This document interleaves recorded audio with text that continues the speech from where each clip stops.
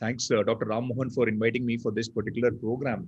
And it's indeed an honor to speak after Dr. Maithili ma'am, who is such an excellent orator and a very good person and a good teacher. So I will be talking about the paradigms in GDM diagnosis, for which we can keep talking about for years and years and years. But we'll try to find out if there any consensus can be reached with my talk, which is very unlikely, of course, but we'll try at least. So the agenda today, I'll be talking about diagnosis of gestational diabetes. What is the IAD-PSG criteria? What is the DIPSI criteria? And what are the points in favor and against of both these criteria? And we'll try to give a meaningful conclusion to this particular talk, which may not be possible, as I said. So what is the prevalence of hyperglycemia in pregnancy? If you look at this IDF data that has been shared, the Southeast Asian countries, which obviously includes India, the prevalence of gestational diabetes is very high. If you take this entire area, almost 25%, that means one out of 4 women who are pregnant might have some amount of dysglycemia during pregnancy. Various studies have been done in India.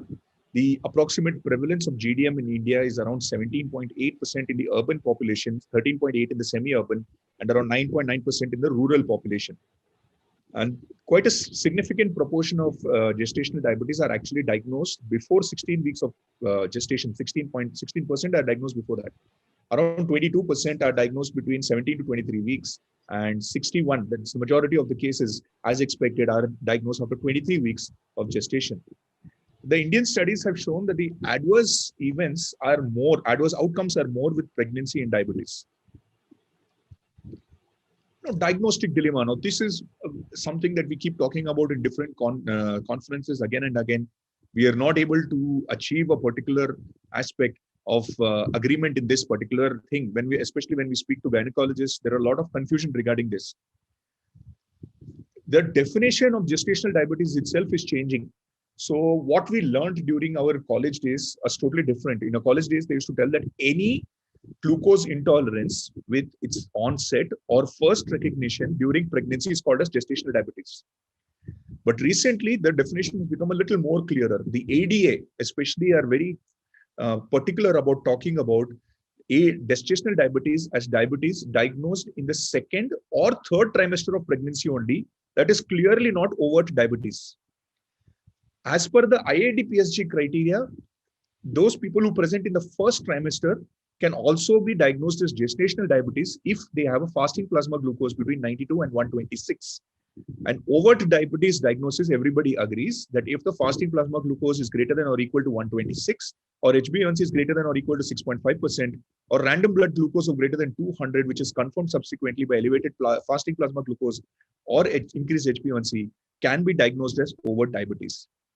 Now, why so much of confusion is coming in the definition of diabetes and gestational diabetes is the pre-existing diabetes in the first trimester is often misclassified as gestational diabetes. So remember, pregnancy is no longer a condition which is seen in young women now. It's a natural condition which occurs in women who are 34, 35, who are having a strong background history of type 2 diabetes, and they're exposed to the same environmental risk factors as everyone. So pre-existing diabetes is pretty common if you have to take a prevalence in women who are becoming pregnant. Pre-existing hyperglycemia is a totally different condition. It has worse maternal and fetal outcomes. So we must not miss them. And therefore, the diagnosis of gestational diabetes is now changing. Gestational diabetes per se usually manifests in 24 to 28 weeks only. If you miss a patient of type 1 diabetes, if you label that patient as gestational diabetes, we might miss a very important complication in this particular patient, that is the diabetic ketoacidosis, which prevalence increases during pregnancy. Different diagnostic protocols do exist. The most prominent ones are the ACOG protocol, which is a 2-step protocol following the Carpenter-Houston criteria in the second step, the IAD-PSG, which is based on the HAPO study, and DIPSI. So what is the Carpenter-Houston criteria or 2-step strategy? In the first step, women, irrespective of their last meal, they are given 50 grams of glucose, and 1 hour later, the sugar is checked. If it's more than 140, they are called for another day testing. And then 100 grams of glucose is given to them. And the criteria is 95 in the fasting, 180 in 1 hour, 155 in second hour, and 140 in the third hour. So it's a 3-hour, 4-sample GTT, the Carpenter-Houston criteria. This mainly is there. The advantage of this is to avoid over-diagnosis. The ADA is a little different criteria. The IAD-PSG, they ask all the people to come in the fasting state. They give 75 grams of glucose, fasting greater than or equal to 92, 1 hour greater than or equal to 180, and 153 in 2 hours is considered, any one of them, if positive, is considered as positive for gestational diabetes. DIPSI, as we all know, irrespective of the last meal of the patient, whenever the patient comes, you give 75 grams of glucose there and there in the office and measure the sugar after 2 hours.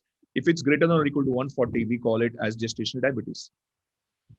The advantages of the two-step diagnosis is we will avoid the false positive cases. So what will happen is you are screening and then following it by doing a very appropriate test. So the patients that are really picked up will definitely be having gestational diabetes. There won't be a place where we are picking up the patient falsely and treating it falsely. But most of the times diagnosis gets missed because of that first step.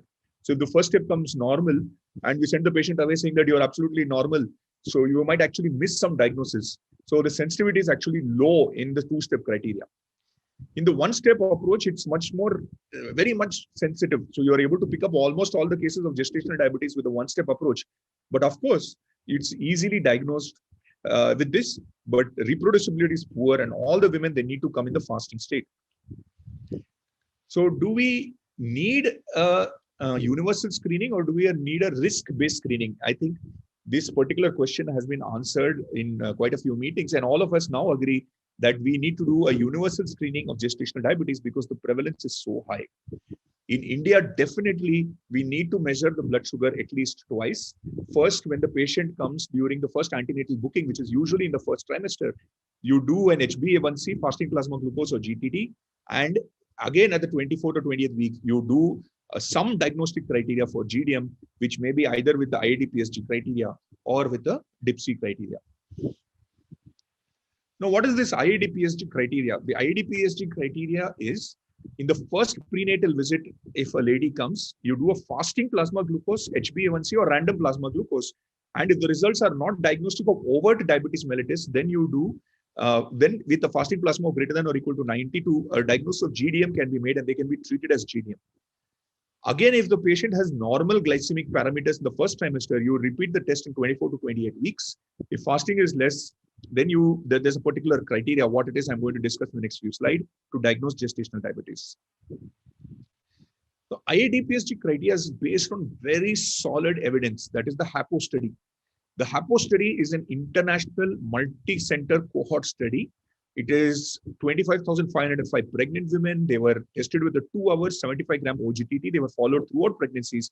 And the study demonstrated a very linear association between the plasma glucose levels and adverse pregnancy outcomes. And using different cutoff values, they used the cutoff of birth weight greater than 90th percentile, COD-C peptide greater than 90th percentile, neonatal percentage of body fat. They came out with certain cutoffs for the diagnosis of gestational diabetes. So this is a very evidence-based, very strong evidence base is there for this. So the evidence that is there says that when you do a GTT, you should do it like this. You should call the patient fasting, and that fasting is defined as no caloric intake for at least for the previous 8 hours. A fasting plasma glucose of 92 milligram per deciliter or more. Then you give 75 grams of glucose, and then you check after 1 hour and 2 hours. If it's greater than or equal to 180 or greater than or equal to 153 after 2 hours, any one value which is abnormal also should be considered as gestational diabetes and treated as such. This is a more evidence-based study that I told you. The use of IAD-PSG results in increased prevalence of GDM rates. That means the sensitivity is more. You're able to pick up more and more cases as gestational diabetes with this particular criteria. There are some limitations. Okay, so let's talk about the DIPSI. DIPSI mainly talks about the postprandial blood glucose. It doesn't even check the fasting glucose. Only post-glucose load is checked in DIPSI. So what is the limitations? Do we really need to check the fasting glucose? That is what is being discussed in these particular slides. The diagnosis of GDM based on single value of glucose above the cutoff value might cause increased number of false positive cases. The low fasting plasma cutoff is there in this IAD-PSG. 92 is very, very low cutoff. Therefore, there are many patients with a fasting glucose of 92 to 95. They are picked up more with this IAD-PSG criteria. The criteria obviously is not based on Indian data, though. That's a big problem. And therefore, the Indian association has not picked up the IAD-PSG criteria that well. considerable variability occurs in the fasting glucoses. The fasting glucose is very variable in different countries. So in Bangkok, it's some 22%. In Hong Kong, it was 71% have high glucose. So fasting plasma glucose is variable. And there is no high quality evidence that women and their fetuses actually benefit with treatment if only the fasting value is abnormal. Therefore, the DIPSI criteria have protagonists which say that why you want to check the fasting if anyway the fetus is not going to benefit by treating the fasting abnormal value. In India, the problems that have been identified, especially in government hospitals, is it's very resource intensive, this OGTT. You ask the patient who was coming from a long distance, is coming from a different city, you ask the patient to come again in the fasting state. That's not going to be possible in many states in India, many government setups in India. So we cannot actually do an OGTT on the next day when the patient comes in many cases. And many of our patients will have increased nausea in the fasting state. I don't think that's a very valid argument, because see, in the first trimester there is a lot of nausea, but in second and third trimesters there can't be that much nausea. But definitely resource intensive, those people who are coming from hundreds of kilometers away, if you ask them to come again the next day, they might not come. So therefore the DIPSI came out with a different diagnostic criteria totally. It's a single step procedure irrespective of the patient's last meal. Whenever the patient comes to the OPD, just give her 75 grams of glucose in 250 to 300 ml of water and check the plasma glucose 2 hours later. If it's greater than or equal to 140, it is taken as GDM. In this particular study, they compared the sensitivity of IAD-PSG and DIPSI criteria, and they found out it was pretty similar. And therefore, many health bodies, not only in India, but in countries surrounding India, have adapted the DIPSI criteria as method of diagnosis, especially in those people who cannot come on the next day. The advantages is women need not be in the fasting state. It causes least disturbances in pregnant women's routine activities. The RCT shows benefit of treating GDM identified primarily by post-load values. So post-load is more important than fasting, as this particular criteria says. And the cost of performing this procedure will be very low, both for the patient and for the healthcare providers. Now, DIPSI is now approved by Government of India, by WHO, IDF, and FIGO. So many people have taken up the DIPSI criteria. But yes, but everything cannot be so good, is it not? So there are some studies which say the DIPSI is not so good. So this is a particular study by Mohan et al., which on 1,031 particular women attending antenatal OPD, they found out that the sensitivity of DIPSI is not so good. So the IAD-PSG will pick up more patients of gestational diabetes than DIPSI as per this particular study. Pulkit et al. Also showed the same thing, that you will pick up more patients with gestational diabetes with the IAD-PSG criteria rather than the DIPSI criteria. There's also another problem with this DIPSI criteria. It might pick up many false positive cases. So what if the patient has eaten a huge load of rice and then come to the OPD and then you give another 75 grams of glucose in that? If the patient is not able to tolerate that much of amount of carbohydrates and you say that she's having gestational diabetes, is that correct? Is the blood sugar, if it's measured in the morning, is it measured in the afternoon, measured in the evening, will it all be same? It's not always same. So many times we will pick up false positive cases with the DIPSI criteria as one of its major disadvantages. There have been many studies which directly clash DIPSI versus IAD-PSG. Some of these studies show that DIPSI is a little bit better in picking up the cases because we are able to do it routinely in many women, and it's not so different from the routine criteria. In this particular study, you were seeing that 17.4% were diagnosed by DIPSI and 15.3% were diagnosed by IAD-PSG, showing that the DIPSI was a little bit better in this particular study. In another study also, it was almost shown that if you ignore the fasting plasma glucose, DIPSI and IAD-PSG are almost same. Therefore, when we are telling that fasting plasma glucose is not such an important criteria, why not just follow the DIPSI criteria is what this particular study says. Here, this is not direct comparison. So what in this particular study, what they did is they gave 75 grams of glucose in the fasting state only. And they checked only the 2-hour OGTT value and compared it with the fasting 1 hour and 2 hour value. And they found out, obviously, if you're doing the fasting 1 hour and 2 hour value, you will pick up more women with the gestational diabetes rather than checking only the 2-hour post-glucose load value.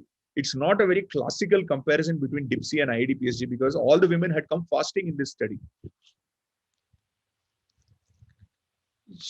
Yet another, just to keep on adding to confusion, this particular study says that IAD-PSG diagnostic criteria found just significantly more GDM cases than the DIPSI criteria. and the sensitivity is better. So please follow the IDPSG rather than the DIPSI criteria in this particular study. So what to do now? So we have a lot of evidence which is generated in India with the DIPSI criteria saying that if a patient comes, you give 75 grams of glucose.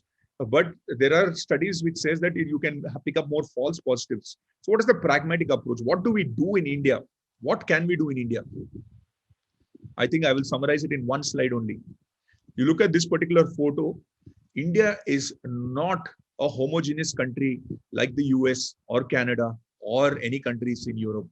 We have to have institution specific protocols depending on what our patients can actually follow. So if in the institution which I work, and it's Magna and Fernandez, we have a particular diagnostic criteria of GDM. We follow the IADPSG criteria. In the first visit, we do a fasting plasma glucose or HbA1c, and in the second visit, we do a 3-sample OGTT. We give 75 grams of glucose, fasting 1 hour and 2 hours. But that cannot be possible. It cannot be followed uniformly in all the centers in India, as the distance to traveling to the hospital is more in government setups and institutional setups. So we must have different institution specific protocols in India, because India is not a same country, and whatever policy your institution follows, it's better that everybody in that institution follows the same policy rather than one particular doctor following one thing and another doctor following the other. With that, I'd like to conclude my talk by saying that the IADPSG criteria is the only outcome-based criteria. It is the ability to diagnose and treat GDM earlier, thereby reducing the fetal and maternal complications associated with GDM. But low resources set up rural areas where it's not possible to carry out the above mentioned screening program, DIPSI is recommended, because at least we will be able to pick up most cases in this particular with this protocol. It's a one-step glucose value, and the patient need not come on another day for fasting, because the patient might never come back actually. So with that, I'd like to conclude my talk and hand it over back to the organizers.